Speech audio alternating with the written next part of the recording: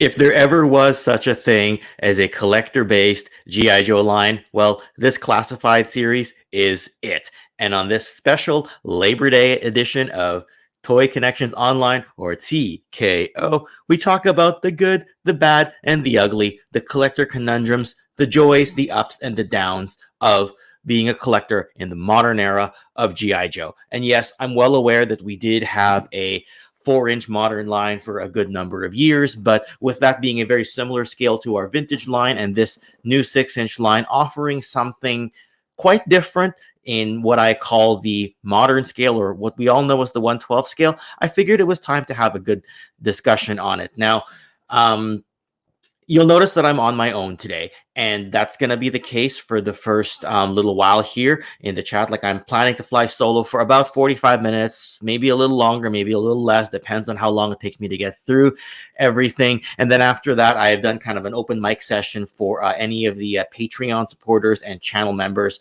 You'll either see it on the channel members tab in my community tab that only you'll have access to, or in your Patreon email where you've got the backstage StreamYard link, and I'll be able to get you on to get some candid thoughts. And it's kind of my way of giving back to those who have, how can I put it, supported the channel, and just my way of kind of saying thanks to the rest of you. I know Zazel did something very similar yesterday on a members targeted stream, and I wanted to at least be able to, how can I put it, get your voices out there, especially those of you who we don't hear from very often, and even those of you who are regulars and semi-regulars on here.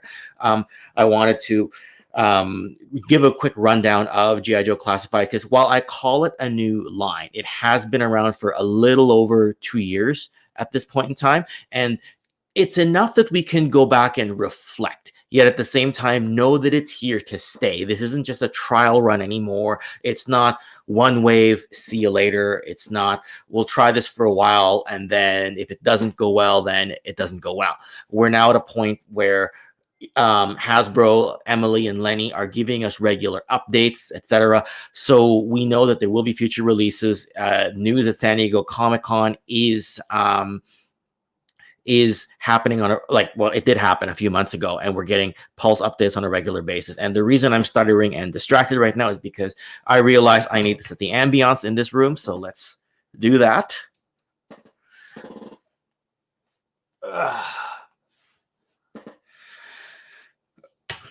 Okay, so what really prompted this stream, other than the fact that I'm a little bit addicted to going online, is that I realized that the recent videos I've been doing on G.I. Joe Classified and anything kind of related to it have done very well on the channel. Like, just going back a few days, Dreadnought Ryan, I know you're backstage. I'm going to get you on in a little bit. Unless you have to go soon, then I'll get you to give your candid thoughts, and then we can punt you off camera. But Dreadnought Ryan sent me a desert version of Flint. Basically, he took the G.I. Joe Classified Flint, he painted it up in the desert camo scheme, and then he mailed it over to me as a special gift. And he knew I had the Gridiron Desert loadout. I ended up making a video on it. I ended up thanking him. People have given very positive responses to that video. They did the same thing to the previous Duke video. And then I had Gridiron Studios on Saturday, and you know, we got some positive remarks from them. They made a few new customers. I bought some items through Ryan, and he bought some as well. They're doing a promotion through Labor Day weekend. And then yesterday I did kind of that retrospective where I called it where G.I. Joe Classified, where we started, where we're at, where we're headed. And that video is done very well relative to the size of this channel. Like, it's compared to my previous 9 videos, it's ranked #1. For those who don't have your own channel, may not know what that means, but the number of views is higher in the first 24 hours than it is for the previous videos I've done. And I thought, let's hit while the iron is hot. It's Labor Day. Some of you are off, and even the ones that aren't, maybe you can catch this on the drive home. And I figured it's a good time to touch on this topic. Now, I'm going to say a quick hello to the chat, and then I'm going to do a quick palate cleanser before we jump into the main topic. But let's see who we've got for now. Let's see. Come on. All right, there we go. Jim Largo. We got Gazz. Hello to you two gentlemen. First ones in. Johnny Sorensen. We got James Ratface, Rolando Flores, Ryan Sweeney, woofing at me. We got Will McLaughlin, or Wilhelm Toy and Hobby, who I didn't actually realize he had his own channel till recently, but he does, and he did some unboxings, and he did an unboxing on a Grindhead Jim's channel just a little while ago as well. We got Brick Something, Jeff Morris. Yes, Johnny, Macho Man in the spotlight. Oh yeah. And yes, the paint job on some of Ryan's stuff has been absolutely amazing. Wes, good to see you on here. And Wes R. Scott, who runs Fandom Powers podcast, will be a guest on this channel this coming Saturday. And we are going to be discussing the prequel trilogy. I've done up the thumbnail. I've called it Prequel Trilogy Hindsight, and I'll be joined by him, as well as far as I know, Ralph from Live Action Star Wars will also be a guest at that same time. So we're going to do a bit of a flashback and discuss how the prequel trilogy has aged over the years. So excited to have Wes on here at that time. And we've got Highly Articulated, top of the morning to you as well, and top of the afternoon for those of you on the East Coast, and top of the evening for those of you who might be overseas or middle of your sleeping hours. I know that this 9 a.m. Time slot that I've got on the West Coast, or noon Eastern. The reason that works is because on the weekend, especially on a long weekend, the family's still waking up. My son, I just handed him the Nintendo Switch just minutes before I jumped on. My wife gets to take her time upstairs.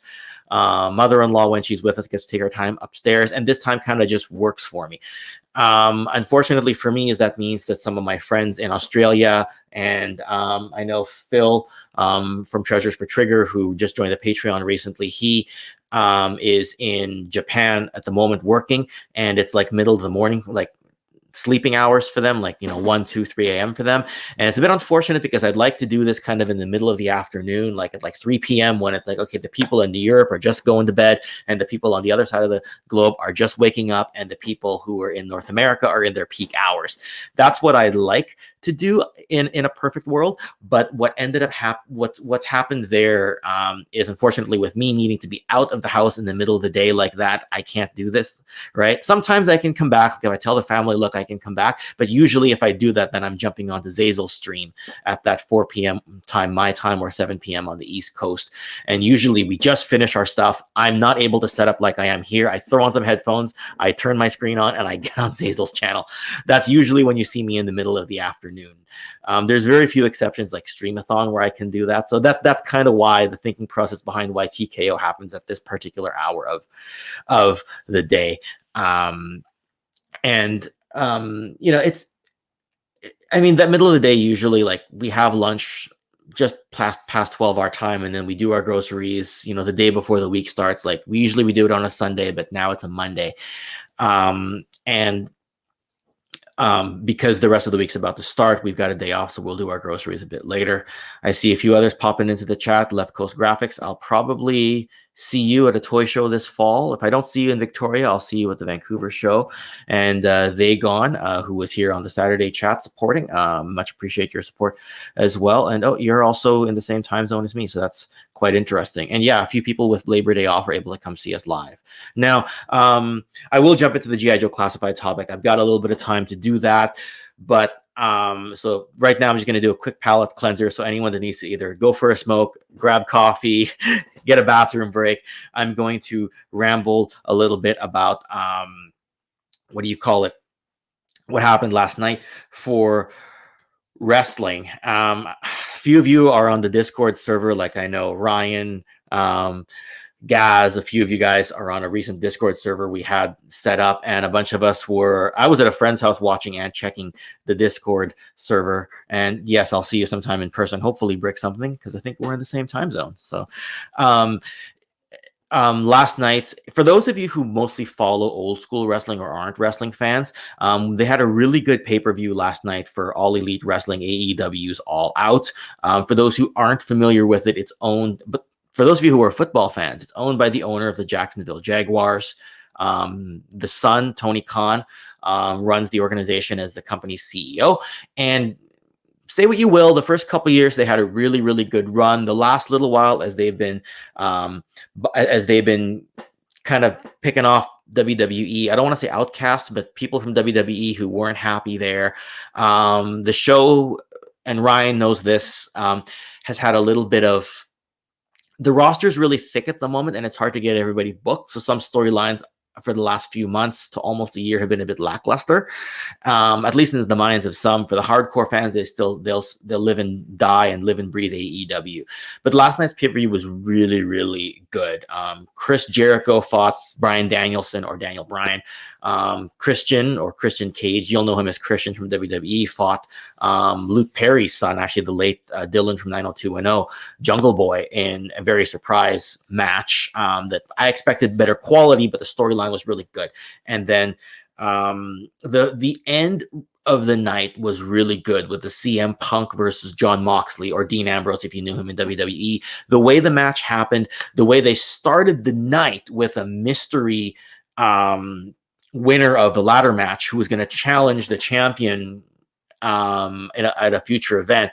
The way they started that, and maybe I'll just go ahead with a spoiler alert because it's all over the news anyway, but basically MJF showed up but did not show his face in the ladder match, won the ladder match to get a title shot, but was masked the entire time, and they left us looming for the whole night. And when CM Punk won the belt at the end of the night, he's bloodied up, he's beaten up, they're about to go off air, and then all of a sudden, the lights go out. You hear an audio clip of somebody negotiating for more money because MJF was holding out for the last few months for more money. Then he puts on his scarf, his trademark, oh my goodness, Burberry scarf. I almost said Louis Vuitton. I don't know my fashion brands as well as I should. And then as they're about to go off air, his music hits. The crowd in Chicago goes insane. He comes out, has a stare down with CM Punk. We go off air. Now, it's that kind of booking that has shown that AEW is, I think they're finding their footing again. So I'm really amped up from that. And I was thinking about doing a wrestling episode today, but I realized, the G.I. Joe classified content, the one everybody wants to talk about on this channel. So I'm going to go with that. So that's my quick palate cleanser and my quick fanboying before we jump into the main topic. And let's just say hello to a few people here. And yes, Ryan, the post-media scrum from CM Punk. I didn't see it. I saw Travis put up some comments, on my buddy Jeff, who I was at his house yesterday. He put up some comments on social media, and just it's great. Scuba Pete, I know you're traveling somewhere, but good to see you.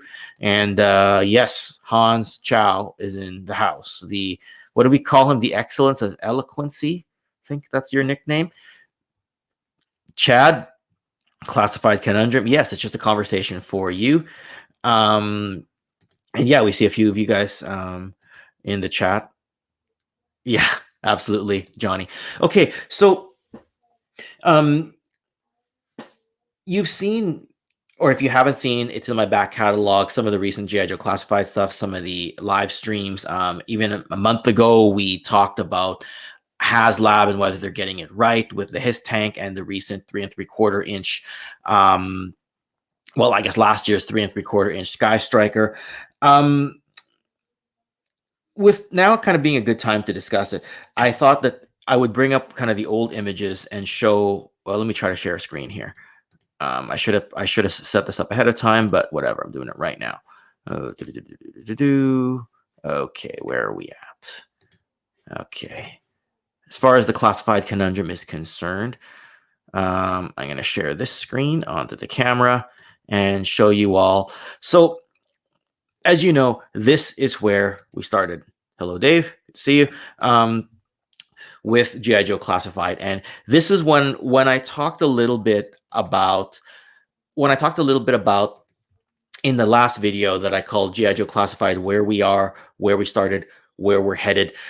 This is what I meant. Like this particular wave where we started with the Operation Blackout lineup, where they based everything off of a video game. And yes, I grant you, Snake Eyes and Destro look much, if not exactly, like their version 1 or version 2 counterparts from the Real American Hero 3 3/4 inch days. They, some people, like I know Hans had told me at some point in time that some people really liked the metallic color scheme. when when a company like Hasbro, Mattel, McFarlane, when they announce something of a retro line, there's always a bit of an expectation among the faithful old guard that is there. Yes, you can get away with it a few times by broaching new audiences, like with Transformers and the, dare I say, Michael Bay era of films, but that very much hit a completely different crowd of people. And the people who were long-term fans like myself at the time, we were just glad to get that media franchise back. With the success recently of seeing retro line, and I shouldn't even say that recent for Transformers because it's been many, many years now. Like, it's been 15 years since their classic line started, and it was 2019, I want to say, when the Siege line started, and they went really back to basics. And with Masters of the Universe Origins, I said it in my last video, with Marvel Legends being very like faithful to the comic, or being very faithful to the Jim Lee cartoon, with Star Wars Black Series kind of hitting us in the feels. This was something that was a bit polarizing and a little bit controversial. And, like, for example, Gazz says here he doesn't see anything really wrong with this wave. And a lot of people didn't, right? A lot of people complained about the weapons. A lot of people complained about the colors. And for trying to broach new audiences, I absolutely commend Hasbro for giving it a try. Without the media hitting full steam, like, yes, people played Operation Blackout. At the same time, it didn't hit the video game hardcore. And it's like, I'm not going to try to compare it to something like Fortnite that basically went viral, but it never even went to the level of something like, if you go back a decade or more, Uncharted, something like that, where it was something of a game that people could pick up and play, that was just popular enough that people wanted the figures from it, right? Or something like Assassin's Creed, right? Where, yeah, Assassin's Creed was largely targeted towards more adult-based audiences, as far as I could tell. And sorry, I'm just seeing if anyone's messaging me on here rather than talking in the chat. Because Operation Blackout didn't quite take off to that next level, a lot of people didn't have a platform to understand this particular set of characters, this color scheme. And that's why, for me, like, coming into with mostly looking at it with a toy expectation, I wanted the equivalent of Transformers War for Cybertron, Motu Origins, Marvel Legends, Star Wars Black Series. I said it in my last video. I was glad that they were trying something to get it out there, and that at least two of the characters I was willing to buy. And for some of you, you bought all the characters, right? My friend Troy is one of the top tier patrons here. He was excited to see it. He was going to buy it regardless because it represented the characters he knew. Now, a lot of people, could not stand the weapons, and they were doing things like they were buying like Gundam. I saw people buying Gundam weapons. This was before the age of Valorous weapon packs or Gridiron Studios weapons, or I don't know if Marauders was in the 112 scale yet at that point. But for me personally, I passed on 3 of the characters. Although, having said that, when they went with the less metallic colored Duke, I did end up buying that, kind of like the 1B release of it. And but I still could not get behind the Roadblock and the Scarlet, right? And as you saw on a recent video, I did upgrade the Duke using some Gridiron stuff. But I did want to at least foster some discussion on this particular wave, because that's where we started. Like, it wasn't entirely for me, but and if you saw my last video, I did say that I got a Mattel Sergeant Slaughter. I got the Fortnite Fortnite Havoc, I should say, which is Firefly. And I grant you that's, the weapons aren't great for that either, but it had enough of a look. And between that, Snake Eyes and Destro on this wave, I was like, we got something we can work with here. But there was still a question mark. Where's it going to go after this? Like, is it going to hit? Is it going to fade? What's going to happen? And either way, I wanted to experience my day in the sun with a 112 scale G.I. Joe classified line, just because we got it for other toy lines. So I'm going to catch up for a little bit in the chat here, see if there's anything that I need to pull up. Yeah, I wasn't a fan of the Duke head sculpt as well, Tim. But when you put the helmet on it, at least the one that I got from Gridiron, I thought that it kind of made that stand out more, right? The issue with this wave and all waves, availability, especially at the beginning, right? Dave says he doesn't like it. See, and I mostly didn't, but I partially did. So, but the thing is, we're seeing some divisiveness in the chat, some divisiveness when it came out, even some divisiveness out of me as the presenter right now, saying I bought 2 of them and I passed on 3 of them, and then I bought a 3rd one when they changed the color scheme. Like, that's true divisiveness, where you got in, but you sort of got in, right? You wanted to go all in, but you only sort of did, and that's what I mean. So,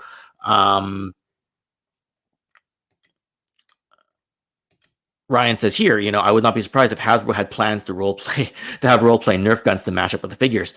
Maybe they had that kind of thought, and then and that's what forced the Nerf guns to make their way into the line. I thought at first it was tooling, but obviously it isn't, because like you can have 3D sculpts and 3D renders, and then they can shrink them down, but the money is really in the tooling. So if they were trying to save on 3D printing, sorry, on 3D sculpting money, then it just shows they probably didn't have the budget, right? Because this was before the days of us seeing Emily and Lenny on a consistent basis out there, right?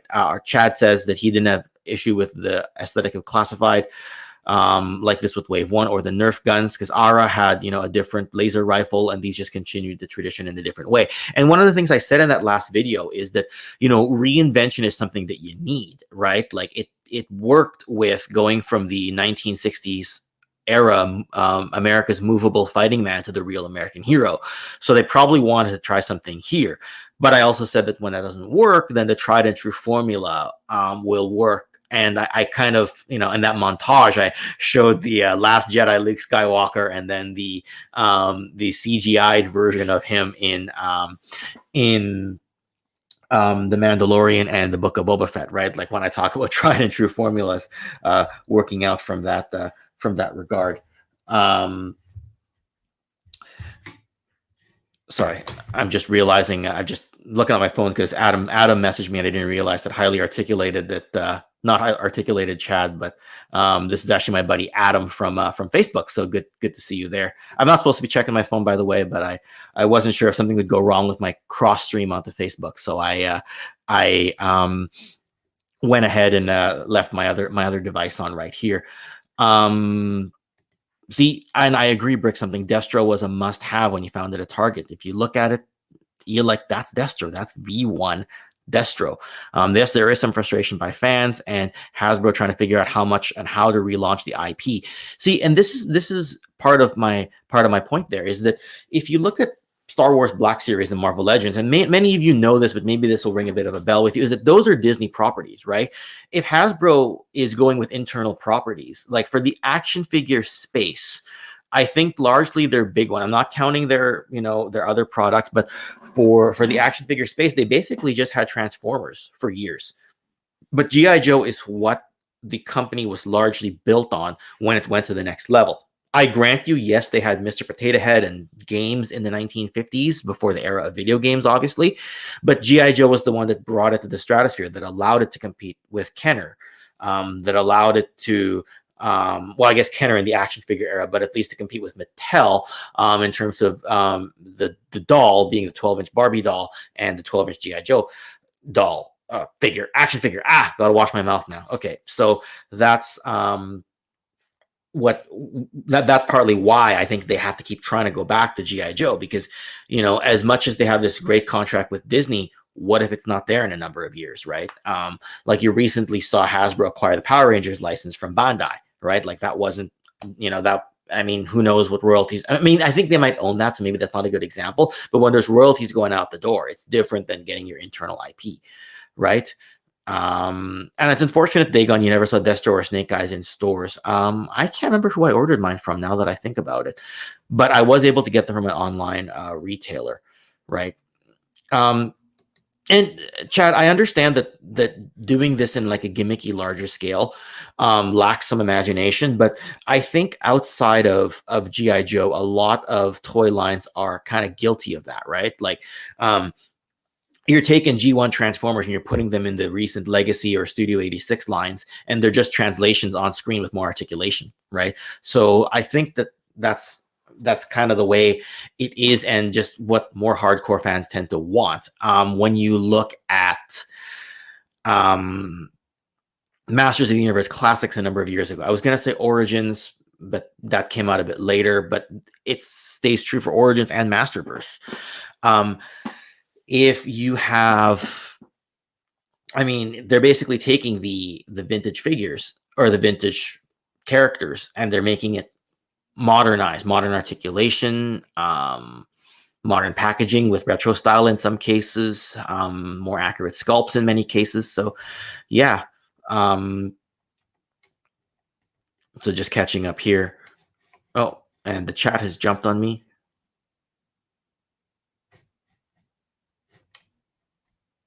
Yeah, see, Destro, I agree, was the best figure of this wave than Snake Eyes, right? Hello, Jason Fitz. And yeah, the weapons were not real enough, right? They were, yeah, the Duke head, I agree, was a bit silly looking. I don't know why. Once you put the helmet, the gridiron helmet, maybe it's the nature of the helmet makes his nose stand out more. I'm not sure. Like, he's got a more military look when that happens, right? Let's just see. Yeah, they were trying to reposition the brand for modern audiences, and they just didn't get the sales. Is really what it feels like, right? And Adam here says about the Nerf guns is that someone from the brand team at the time was completely against real weapons, and it changed. So that would make sense if that's actually true, as far as the rumor is concerned, right?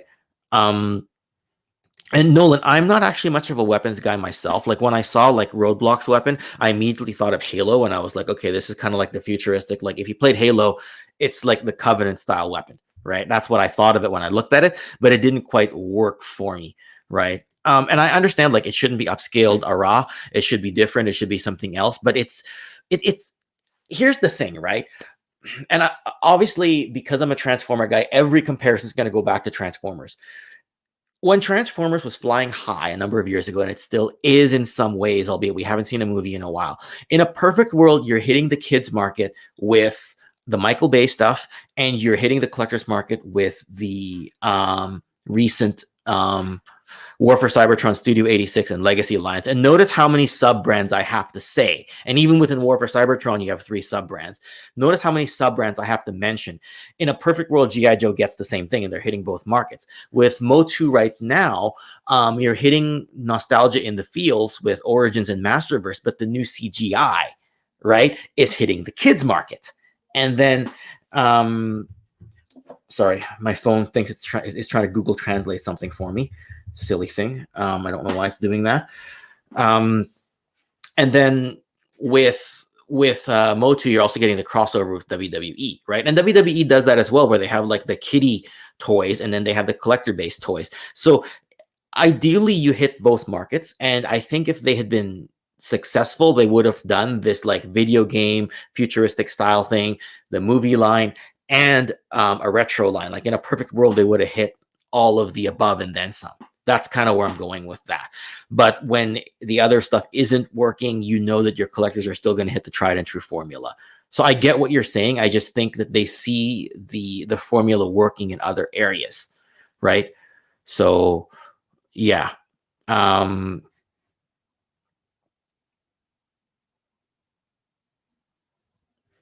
Yeah, that's what I was trying to say. You need a mix of old and new. And the chat has jumped on me again. And yes, I agree, Adam. The ARAH appeases us and opens the door to updated designs later. So yeah. Oh, Anthony Romo is here, another great customizer. He was on with well, he's been on a Toy Kind of Mood, and he's been on the Island of Misfit Toy Collector. So good to see your name there. And I like many of his customs. So yeah. So moving on from this particular image here. Where am I at? So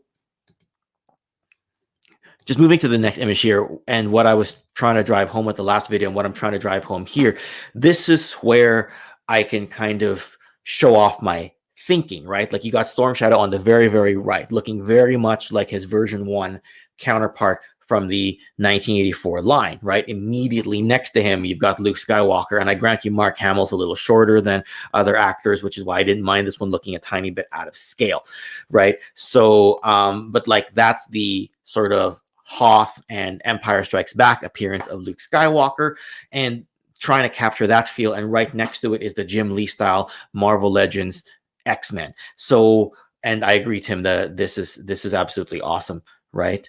And thank you, Vagon, for the plug. Like, share for the replay, etc. Yeah. So you see the retro look there with the Jim Lee X-Men and the Luke Skywalker, and as they go on saying Valiverse over on the far left with Bone Collector, and that's something that I am using to just sort of show the true collector line, right? With Valiverse, like, yes, in a perfect world, ideally, I hope Valiverse expands to the point that it hits the kid market. Right now, a lot of people I talk to are very much in the collector space for it. But just to show the level of detail on a collector line, like you look at all the details on Bone Collector's vest. When you have the figure in hand, you look at the boot tread, the laces. Even the mask is really nice. So like this kind of shows all of the above and everything, and everything that we have available to us as collectors. And that's why, like, if you were to put the Wave 1 version of Roadblock or the Wave 1 version of Scarlet or Duke in here, it doesn't fit this kind of aesthetic, right? Like, I'm coming at it, as many of you are, from the tried and true collector perspective, right? I'd love to have a discussion to break into kind of new markets, kind of like what the Motu CGI cartoon is doing. And if G.I. Joe can do that, great. I would absolutely love it. And you're exactly right, Brick. Something we have a lot to be happy about as adult age collectors. Now, I think what some people are getting at, like, and maybe what Chad was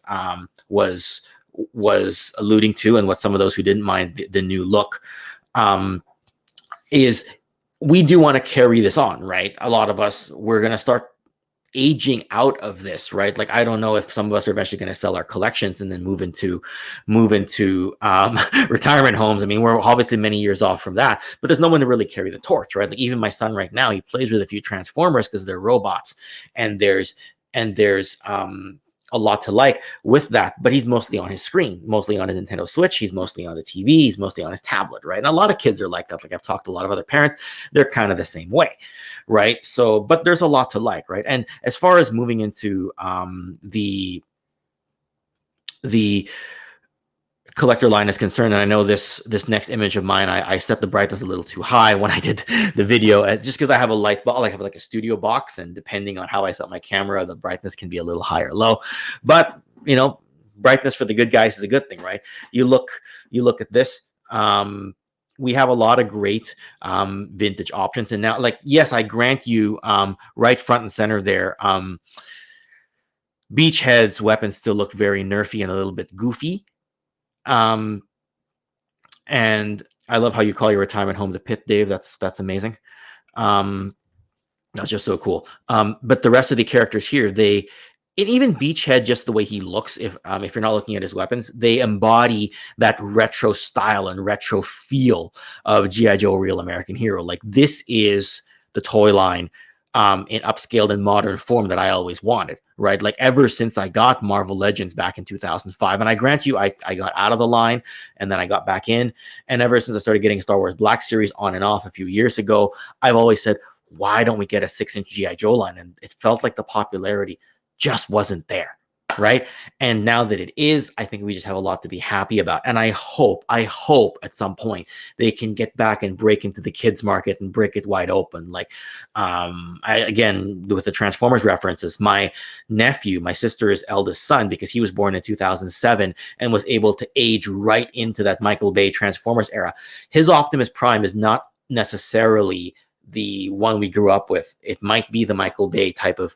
But now, he obviously grew up in an era where he could watch both, because his dad had the old G1 cartoon, but it's equal terms for him, which Optimus is his, right? And I'm hoping that we, like, even just to keep G.I. Joe going, yeah, it's not ideal that we see something that we don't like the aesthetic of, but if it carries on the brand of the franchise, and eventually maybe you do get a crossing of the generations, like with Star Trek, the movies where Spock and Kirk met up with Picard and the next generation crew at that period in time. Hopefully we get a meeting of the streams and a meeting of the minds there. That's something I'd love to see, right?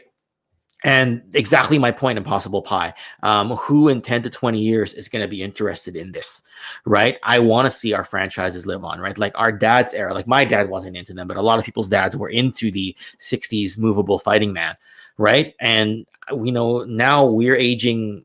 I mean, we've aged into it because we're collectors, but we're eventually going to age out, right? Like when we're gone, is GI Joe going to live on, right? And it's a lot of the reason why I like to make like history and video essay type of videos for my channel, because I want the memory to live on, right? That's why I put up those history videos. I'm working on one right now with Treasures for Trigger Phil on the 1987 history of Transformers. We're doing a collaboration on that front. So, and I'd love to do some GI Joe history videos as well, starting with 82 onwards, right? And yes, much agreed. You can give them Valaverse weapons, Gridiron weapons, Marauder weapons. There's a lot there. I've got some Valaverse weapons packs stuff on the way. So, yeah. And yes, the molds virtually do cost the same. I've heard between 4-inch to 6-inch. I know it's only marginally more. And yeah, I wish I could see more play sets. I know that's not what you're talking about in that message, but that's kind of where my mind went. So for new characters, right? This is where I jump into with Kamakura, right? He was a character from the Devil's Due Run, and I did a video on who was Kamakura that released just weeks before they made that announcement. Now, I have issues with the Kamakura being a deluxe price because they're pricing it the same as like Dr. Mindbender, who comes with more stuff. They're pricing it the same as like Snake Eyes and Timber, who comes with, you know, a larger animal. So I have a few issues with that, but I think with this reintroduction of Kamakura, who was never in the original ARAH line, but he was in the Devil's Due Run, being Snake Eyes' apprentice, right? I think that's one way you can introduce. I do think that the price is not going to hit people properly. And if they can put some new characters in, that would be absolutely fantastic. So, and just moving along kind of on the same lines here, with the Cobra, with the bad guys. Now, I grant you, I took this picture before I had the twins. Although the twins did make the Crimson Twins did make their way into my video before I was done. But this picture is from the video that I put up just yesterday, actually. So when you get a line that looks like this, it invokes an upscaled look of the 3 3/4-inch line, and it's what I want, right? Like I have my vintage line, I have my modern line, and that goes for several different properties, right? Like I have a few vintage Star Wars and a few vintage Black Series, a few vintage Transformers, a few modern ones. Same thing with wrestling. I got my old school LJN wrestling, and I have my new school Mattel Ultimate Editions and Legends and Elite Series line of figures, and I also have my AEW figures. Okay, my son just announced he was going to the bathroom. Not sure why he needed to announce that. And you can turn the TV on after you've waited patiently. Anyway, not sure why he had to do that. Anyway, so I like seeing that paradigm shift. And what the video I'm going to drop next weekend is going to be the 30-minute tour of my vintage toy collection. And you'll see all the vintage properties there. And then the week after that, I'm going to drop the video on my retro modern style collection, where I show things like Classified and Mattel wrestlers and the recent Transformers. So I like seeing the paradigm shift. I like having my vintage and my modern for certain toy lines, right? Like some I just wasn't able to get into both. Like it might surprise you, I'm not a vintage He-Man guy collector wise because the leg bands drive me insane. So I mostly just have a Masters of the Universe Classics collection for that. With Ninja Turtles, I have a collection of the 2012 classic stuff, and then I got a few NECA items and 1 or 2 Super 7s. For some reason, I haven't gotten back into the vintage. I'd love to. I just haven't gotten around to it. Don't know if I ever will. Right? So, yeah, Chaz the Guru. Some brand new characters would be cool to create some new lore. If there's a media to go with that lore, that would be fantastic. Right now, do we introduce it as part of the existing line? Again, with the Transformers analogy, because the comic was very successful. Those of you who follow Transformers will know that they introduced Drift and oh my goodness, what's her name? Windblade, the girl. I didn't get that far into the comics. I think her name is Windblade. Hopefully I didn't get that wrong. Windblade and Drift. And a reintroduction of a character like Impactor, who was I think famous in the Marvel UK run, and then got brought back during IDW's run, and reintroducing him. Do you introduce? I guess what I'm saying with that Chaz the Guru and Impossiblepie is, do you introduce them as part of the existing lore and kind of try to get the fandom behind some new characters, right? Or do you bring in new characters and reboot the franchise and amalgamate them with the old characters, but giving new looks for the old characters, kind of like what you're getting with Masters of the Universe CGI right now, or like with the Transformers live action movies, right? They introduced some new characters there that were never in the G1 line. So as an example, right? And yeah, some of the art. See, I don't keep my boxes for the most part, so I'll just toss that Zorana box anyway. And yeah, and to your note there, Chris, in your short time modern collecting, you've seen a lose-lose situation for Hasbro as far as public opinion goes. And we do act a little bit entitled as collectors, and in many ways very entitled there, Chris.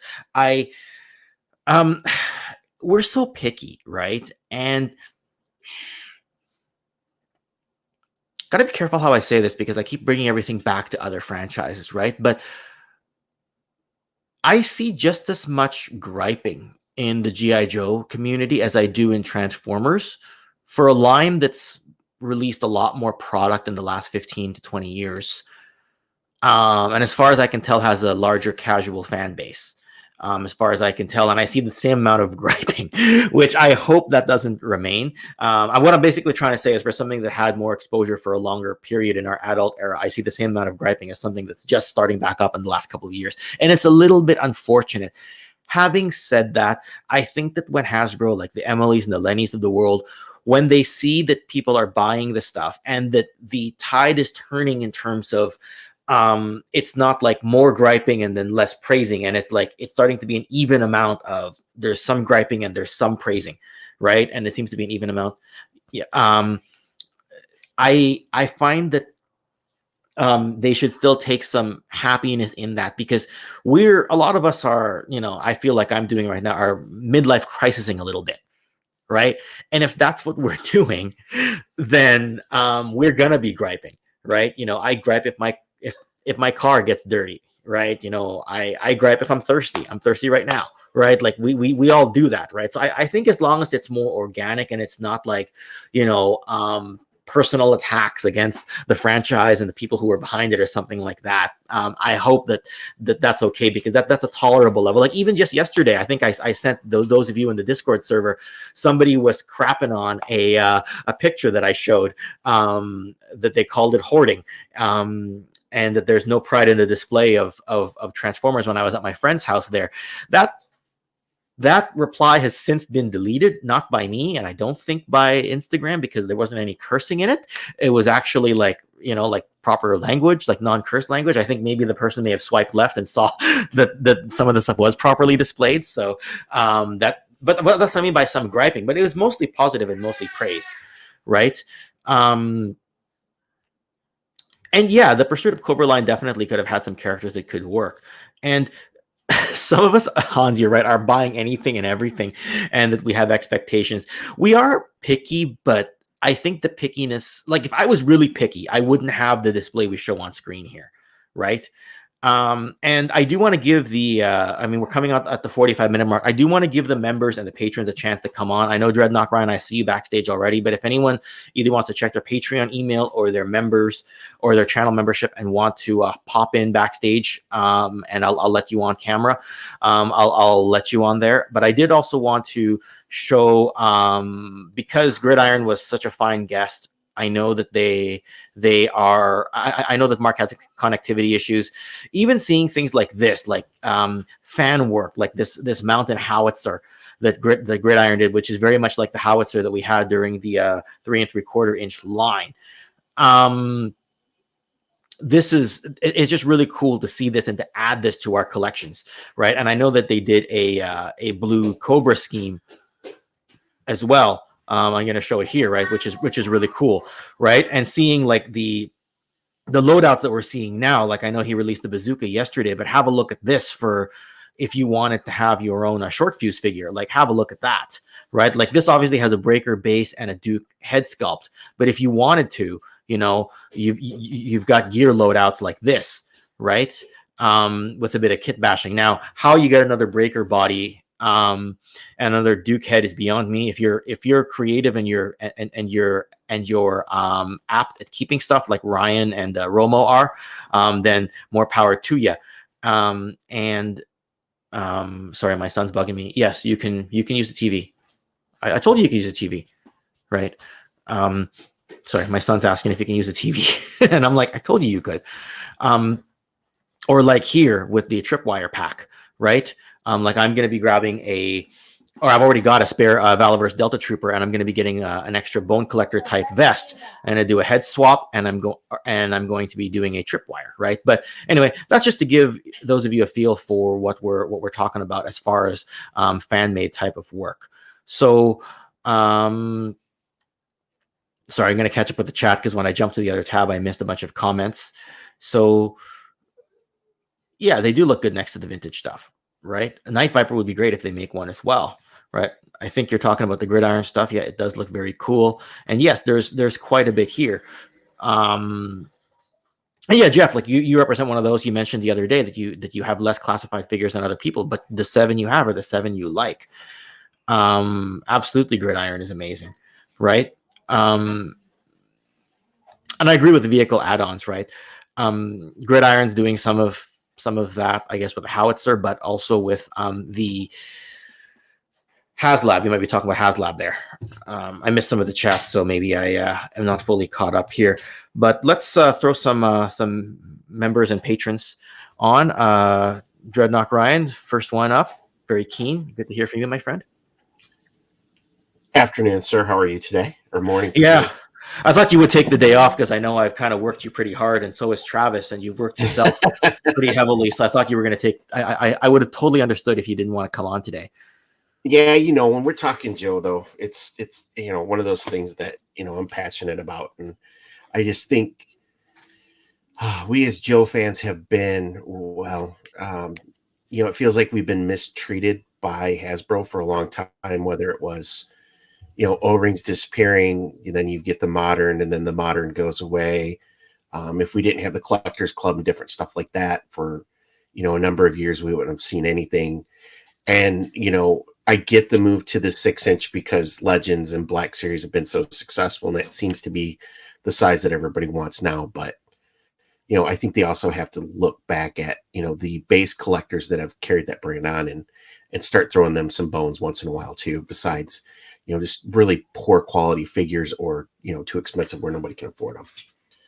You bring up a lot of good points. And this is what I like about having you around, is because even when we're talking, not just Joe's, when we're talking wrestling, you often bring the other side of the coin. Like you don't just fanboy unconditionally, right? And you and a few other channels that I watch have kind of gotten me to think that it's okay to be a critic.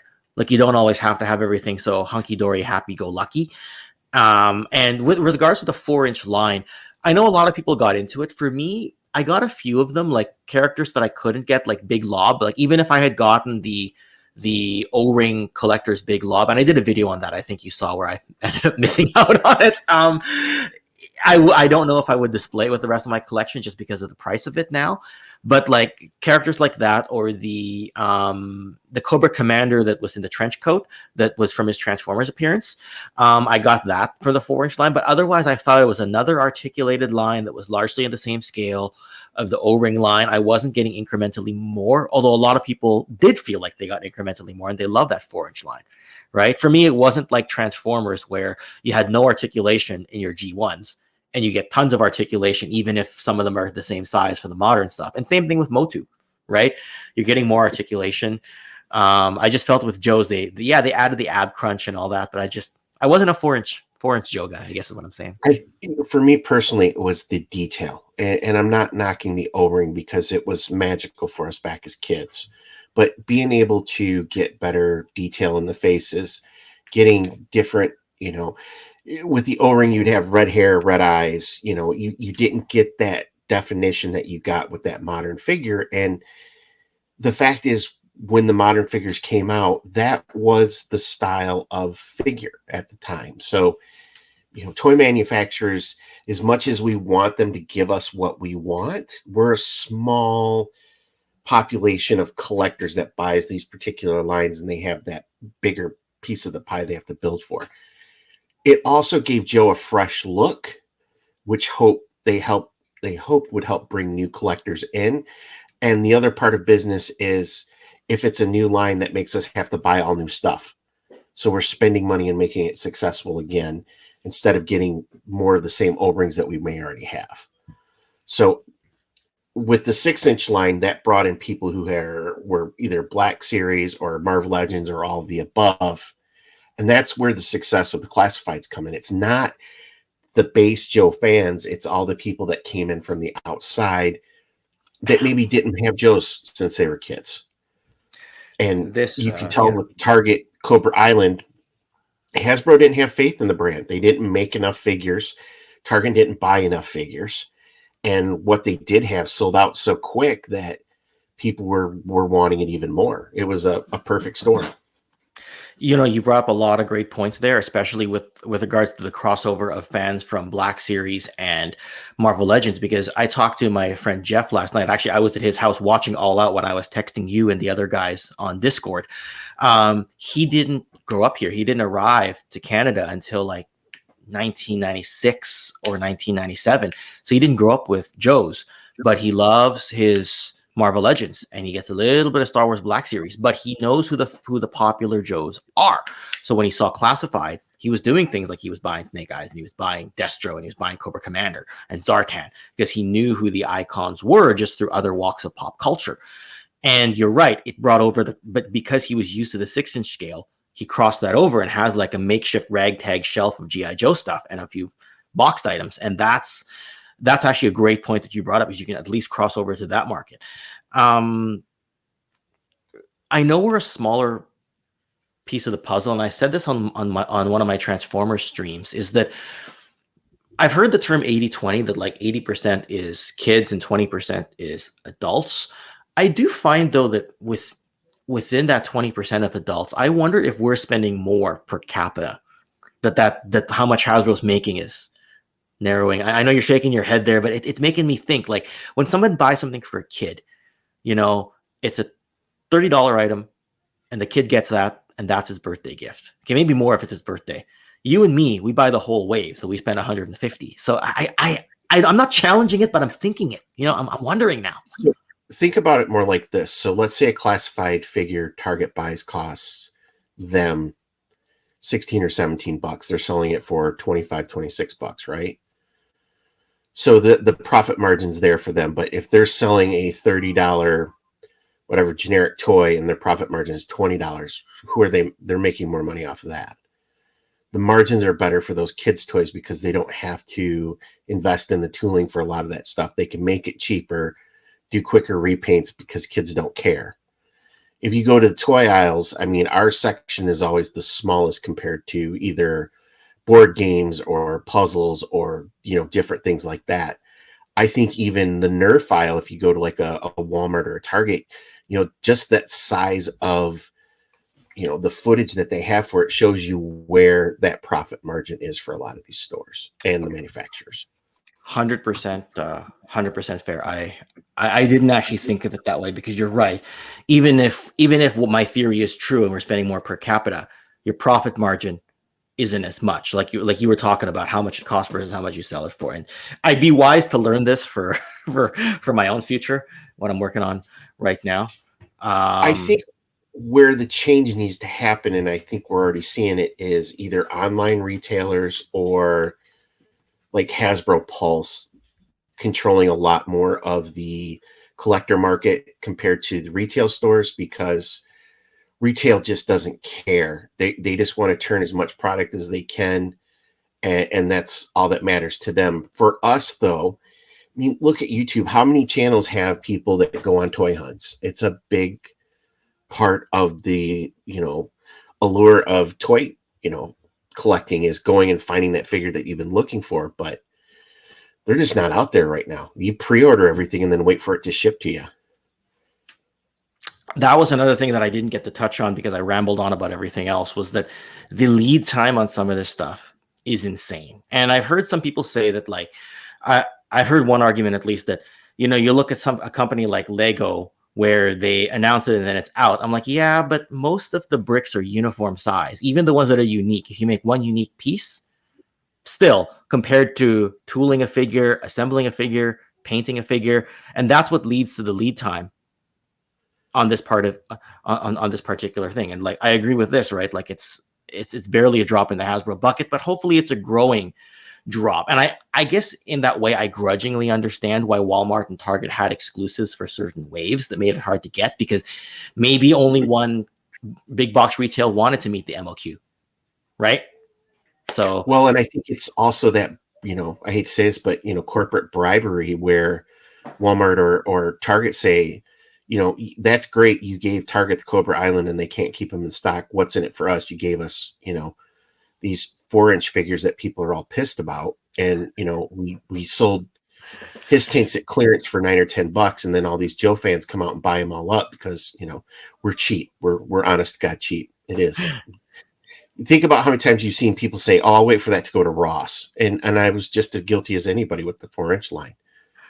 So with any retailer, they want to bring people into their stores, which means there's a reason you have to come there. Walgreens did a great job of that with Marvel Legends because they had a buyer who understood, if I can get exclusives, that means people might come in and buy more stuff from us. And that's what they try to do. yeah, so it's almost like, I hate to say, it's almost like a loss leader. You know, collector husband goes for the toy off of it.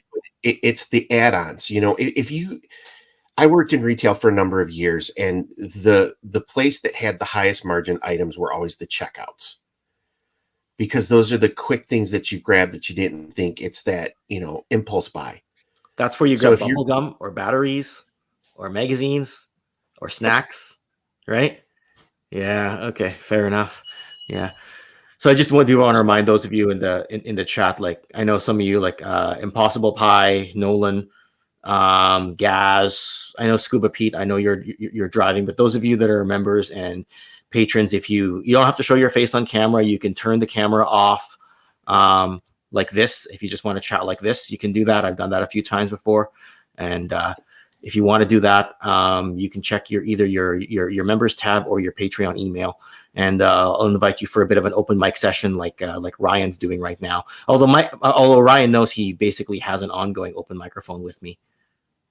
Yeah, pretty much. Because it is anyway. Like, he pretty much has that standing, that almost always standing invite. You know, unless we're praising AEW, and then I just mute his microphone. I wanted to. You made a good point about the frustration for the lead time, and McFarlane does a really good job of saying, "Hey, these are our new releases," and then a month later they're in stores because they wait till they have them in hand to ship them out. And right now with McFarlane, it's his Spawn line and his DC line. Those are the top lines they have to work on. With Mattel, it's He-Man and Masters right now is their big line besides WWE and Barbie and such.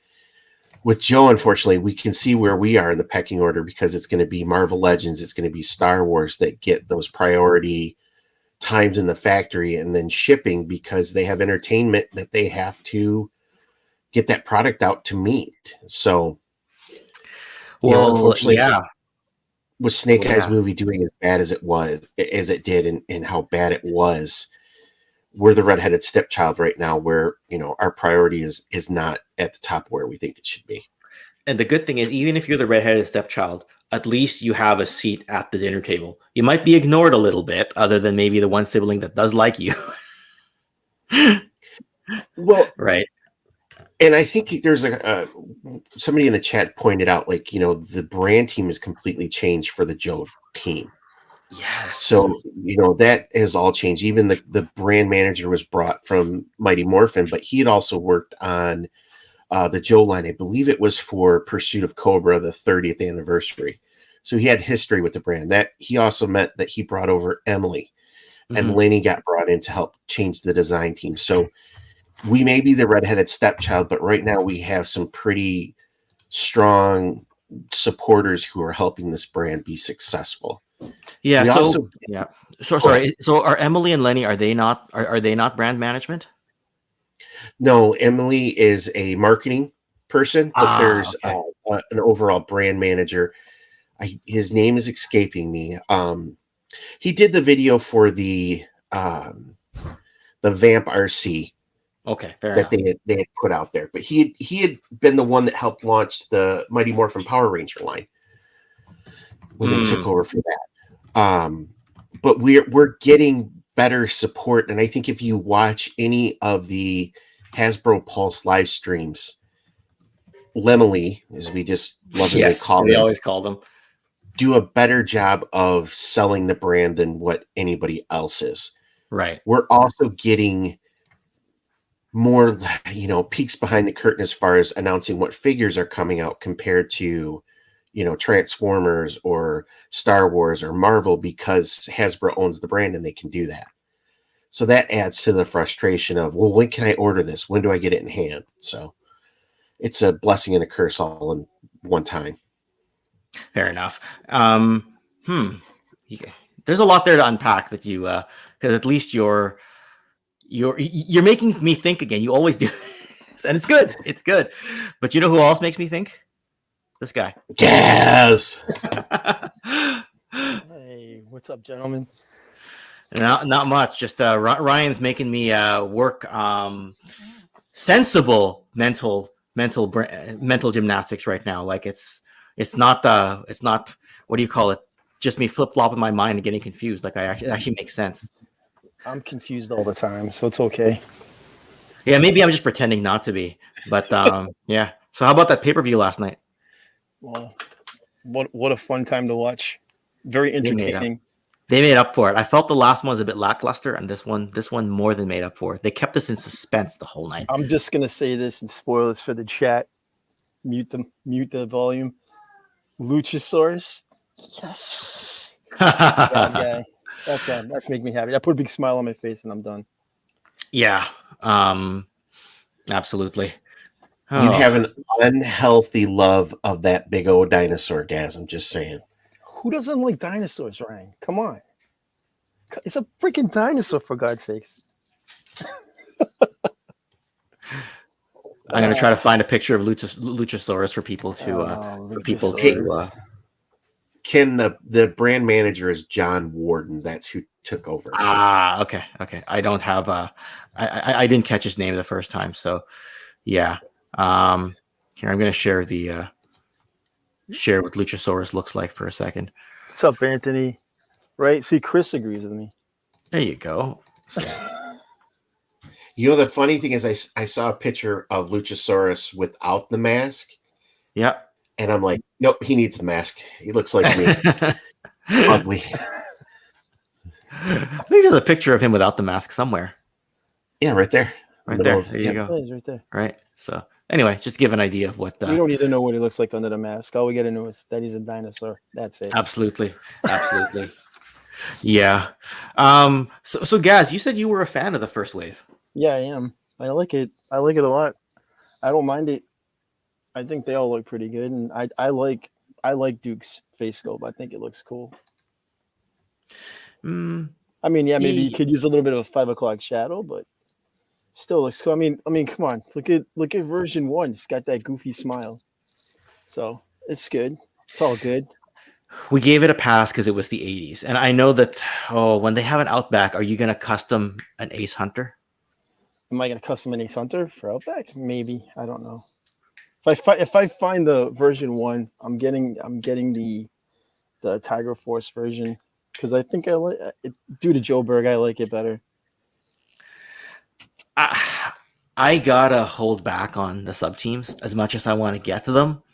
Yeah, I don't really. I'm holding back. I got an Outback on the way, but I might not keep it. It might go to a toy show. Like I don't. Well, I'm glad they're making those the exclusives. Yes. So now I don't have to worry about getting them.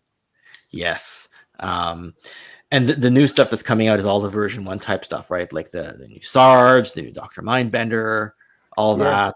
But like Dave C says, we need a shockwave. Oh, isn't that Steve from Joe Berg's favorite character of all time? Is Shockwave? I believe so. I think he said it a few times now. So, We'll see a Shockwave. They've got too many bucks out there that can be used for it, so it's just a matter of time.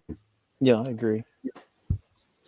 Yeah, I mean, you could probably custom one from a Valaverse Urban, or not Urban Trooper, the Riot Trooper, or just a Cobra Infantry, but they're going to do one, right? They got the right shade of blue. Yeah. It's no sense in actually doing one if you know they're going to come out with one. Yeah, it depends how many years away it's going to be, because like there's certain ones, like even like I do this with Transformers Masterpiece all the time. If third party gets to it first and then Masterpiece makes one, by the time the Masterpiece made one, the price was blowing up already. So I was like, because inflation and everything, I can't get Masterpiece Transformers for $60 anymore. If I got the third party 5 years ago, I'm happy with it. Right. So we'll see if I do that here. Nothing against customizers, Ryan. Your customs are on spot. I love them. But I mean, I don't. My customs are more like original characters as opposed to like recreating another character. I know they're gonna come out with one, so I'm patient. So I'm not too worried about it. But I gotta say, your Desert Flint was great, and your Footloose, that mustache, perfect. Oh, yeah. I'm gonna need you to do a voiceover about how you painted up and did the mustache for. I mean, I got an idea, but I might want you to do a voiceover for a future video there, Ryan. It's really just a hairy caterpillar slapped on there. No, just kidding. Don't talk it down. It's awesome, man. I was wondering about this with the Adventure Team and the 70s and 60s G.I. Joe line. Was there much complimentary media to go at the time? I didn't think there was a canon storyline. Was there? Joe back in that time was different though, and the Adventure Team was amazing. Those figures were some of the best, absolute best figures out there. Gazz, didn't the club did a couple of the Adventure Team figures, correct? Didn't they do like I think they did. Joe with the beard and they had the Joe. I think it was like the Spider something Rendezvous. He came with a little helicopter pack, and he had like the classic vintage Action Force GI Joe look. Yes. Yeah. Huh. But I would love to see that Adventure Team Joe, just some 70s looking, Lee Majors look like would be awesome. That would be sweet. To that point, I think that would be the perfect way to come out with like a child brand for GI Joe, would make it an Adventure Team. I forget where I heard it. I think it was on GI Joe Bird, maybe. Yeah, because I guess I was wondering about like media, because like if you could have crossed the generations like what Star Trek did, you would have wanted to do it with that, right? But I don't recall there being a TV show or a comic, or obviously not a video game that focused on the Adventure Team or the 60s Joe. That's what I mean, right? Yeah. I don't recall ever seeing that kind of media. Like, yeah, they had commercials, they had file cards probably, but not enough to really drive the two generations together, right? Like you want that meeting of Picard and Kirk kind of thing. Not that I'm much of a Trekkie, but it's a great example, right? Oh, if you want kids to get into it and you want younger kids to get into it, the best one, Transformers does it, right? They have like a kids version of Transformers, right? I'm not too big on yeah, like Rescue. Like I was alluding more to the Michael Bay stuff, but because that live action, obviously parents take their kids and parents at least enjoy the explosion. But if you're talking like Rescue Bots, the kiddie stuff, yes, they have that, and that's obviously what He-Man's trying to do with the CGI. Right. So yeah, if you did that for GI Joe, and you say you take like Scarlet and you take like Duke, and you just have an adventure characters, and that way there's your link to the original line. And you have to go on adventures, and Cobra could be just like that group that tries to stop them, kind of like Mask the second season when they're just race teams. I remember that. Like that, just take the war aspect out of it and just make it fun adventure stuff, and nobody's gonna come down on them. Jody and I were going to do a future stream where I wanted to discuss Mask. Is it underrated and underserved, or is it properly treated? Because I feel like the wider audience doesn't recognize Mask, and the hardcore audience loves it. That's why I like. Is it underrated or not? I wanted to have that discussion with Jody and a few others. Like I don't that's think it's underrated. By us, it's not. I just feel it's underrated by the general masses. Like I can't go out there and just talk. Hey, remember Mask? Ooh, right? You know, you can't just do that like you can with Star Wars, right? Or even G.I. Joe. Like people at least have heard of it, right? The other thing that I think hurt Mask is, you know, Star Wars had the movies that came out first, and that caused the explosion of the 3 3/4 inch. So they were out in front. That's true. They had everything going. And then Hasbro decides to make Joe, and they put out Sunbow. They have the comic books. They do all that stuff. So they're still on that. The audience didn't have much choice. So by the time Mask comes out, I mean, we had what? Silverhawks, He-Man, all of these other brands. It was just so much choice that people couldn't get behind it as much as they did the earlier brands. Even like with Transformers, they beat GoBots because GoBots couldn't compete with that awesome cartoon. So I realized that, and fair points there, Ryan. I realized that there was a lot of room left on this open mic, so I went over to some of the Sergeant Slaughterhouse patrons and said, "Why don't you all jump on?" Because that channel helped build me and this podcast. So Hans, welcome. What's up? Good day. Good day. Yeah, you can take my place for a couple minutes. I'm thirsty as hell. So I was gonna say the sexiness level just went up like 100% because Hans jumped out. I don't know about that, man. That bed you're rocking. Whew, that is the bed. Right? Love it, dude. Man. That's Ace Hunter worthy right there. That is some Ace Hunter. Mwah. White. Dude, I feel the same. I'm starting to get it too, but my Chinese genetics are breaking down. I'm starting to get the little fuzzies. What were we talking about? Yeah, I agree with Gazz, where if G.I. Joe can go on adventures, and even Rescue Bots had their own villains, and they were mean. In my opinion, they were more mean than some of Cobra's villains from the original series, because modern day mean and the old mean is like, ha ha ha, we're gonna put mind control juice in the coffee and we'll take over the world. But nowadays, these new villains they're actually proper mean. So I think you can do a lot by I was about to say indoctrinating, but yes, it is indoctrinating young children into doing G.I. Joe. And we on the video game note, which we were talking about earlier. This is rewinding about an hour ago. The kids are playing Fortnite, and Fortnite is incredibly violent if you look at it. I mean, there are real guns in that, and kids of all ages. It's not a firearms issue. It's a question of them not having any confidence in the brand, which is what Articulated Chad said in the chat. True enough. But I think too, it's figuring out when to reach out to what age group. When we were growing up, we had like Weeble people and Fisher Price Adventure people, and then you moved on to G.I. Joe and then to Transformers. You transitioned to different brands, you know? Now it's like they're trying to just use one brand to fit, from 5 to 10, and that's not how it's going to work. Absolutely. The brand needs to mature with the player base, because people grow older, they don't get younger. I mean, we stuck at age 18 or whatever it is we stuck at, but they tend to get older. I agree with that. But I think there was no child brand for G.I. Joe back in the 80s. So to a certain degree, if they were to introduce something that was decent now, then it, you link these things with them, yeah? And so I think,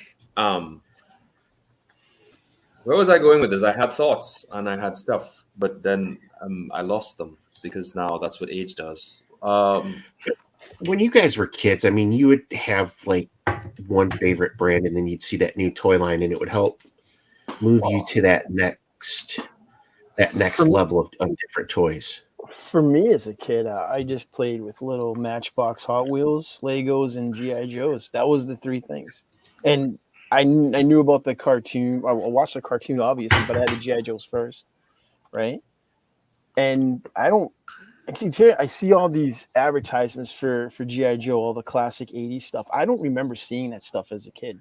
I just remember, mom taking us down to the toy store. Oh, look, G.I. Joes. I'm gonna grab some G.I. Joes or little cars. You know what I mean? That's what I remember. So like advertising for me, that I don't remember any of that. I just now going back and go, oh, that's cool, but I don't recall. But to like remember, Legos, for instance. Like Legos, for instance, I don't even know. I just used to get them from my grandmother. She used to send them over, and I just have all these. I just have a big box of Legos, and I would build stuff with it for GI Joes or cars or whatever, and just play. But it's different. It's a different animal now. I mean, do you guys remember like either Joe was on in the morning or after school, and like making sure you were home so that you could watch the newest Joe episode? Oh yeah. You didn't have on demand, like you had to use the newspaper to see what time they were going to be on, because you had to wait for them. Wow. Now we don't have to, and I think kids just they don't have that same devotion to a brand. Kids nowadays really have a form of ADHD. I think they all do to a very low level, because they're not taught to focus, and they're not taught that focusing actually breeds some kind of reward. They're like, if it's not flashing in front of my face, I want it now, and it's weird like that. But honestly, this is going to become a social commentary. Anyway, that's a parental thing, because they kind of follow what they learn a little bit. So if we're schizophrenic with our choices, they're going to become schizophrenic with their choices. And it's just like if they see you playing video games, they want to play video games. If they see you reading, they're going to want to read. If they see you playing with action figures and stuff, it's the same. I mean, and the reality is screens, and I have a problem with this as well, is because when I draw stuff or write stuff, I have to be very careful about what I've consumed in media, because it inherently affects what I'm doing, and it slaughters my own imagination, and I end up doing a cheap knockoff of whatever I've watched. And play for us when we were younger used to encourage our imagination, because my version of Duke in my head was not the one on the cartoon, which was probably different from Ryan's own, which was different from Gazz's own. Everybody had a different version of each character. And I think that's very important. And these are things that are not being encouraged in children in general. They're being taught that this is the way it is, this is the formula, and this is how you do it. But that's not how a child's mind works, because their neuroplasticity is very high. They don't like organization and play. That's the one time they get to make their own rules, and they don't like it. So, Play is about being creative. Creative is stimulating to the mind, and it makes you happy. You know why I do so many custom figures? Because it helps me be creative. Why do I collect toys and take pictures? It helps me be creative. It makes me feel good. Let kids imagine whatever they want. They don't have to live in a lore. They don't have to live in whatever, this is the way it needs to be. They can make up whatever they want to and enjoy whatever they want to, because it's pretend. Our favorite arguments when we were young were always who would win between this person and this person. And those, we still have those even now. It's like Superman versus Hulk. Hulk would beat him. No, Superman. And you go at it, because that gets your neurons fired up, especially when you're a kid. They don't realize it, but they're practicing a very important social skill there. And just with regards to G.I. Joe, G.I. Joe is attempting, or Hasbro, let's go Hasbro. Hasbro is attempting to cater to us, and our brains are already set. We know what we want. Let's go with this, right? And I absolutely agree with the chat, as well as you gentlemen, is that they really need to appeal to kids. And they've forgotten, I think, what kids are really like. They've really forgotten what it is, because they're listening too much to other people. And they just need to sit down and do something that is fun to play with. Every old G.I. Joe set back in the day, it came in a box with 1 million stickers, and you kind of had to build it. And it was a pain in the butt to build sometimes, at least in my days. But the reality is there was an element of creation in it. And when you went outside and you put all these things, but they wanted to remove all that, because the children no longer wish to assemble the toy unless it's Lego. They just kind of want to pull out the box, get going, They've forgotten these little elements. And they've forgotten Hasbro was like the king of follow fashions at one time, and they need to start to innovate instead of just update. They need to innovate. Mm-hmm. I wish they would come out with a board game. I don't think a video game is going to work. I think it needs to be something that's, board game where it makes kids read. I think too that we as a bunch of 30 and 40-year-old men don't know what kids like nowadays. We don't. We know what we like. I want a comic book and a cartoon. I saw in the chat somebody said, do TikTok shorts. They're probably right. That would probably be more popular than anything else that we would see. But I think the biggest thing is they used to have kids come in and play with toys, and they would give feedback to the designers like, this sucks, this is great, I love this, I don't love this. They need to do more of that. And maybe the Joe brand it's not that time right now. Maybe they just need to figure that out. It sucks that Brian Goldner lost his battle with cancer, and you don't wish that on anybody, but I think the change in leadership for Hasbro is the best thing, where they just focus on toys instead of entertainment. Because they're really a mixed bag when it comes to the movies. They really are a mixed bag. Some of the Transformers stuff was fantastic.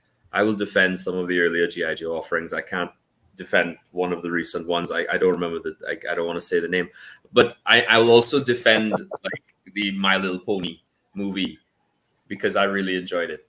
I'm not a brony, but it was a lot of fun to watch, and that's Hasbro once again.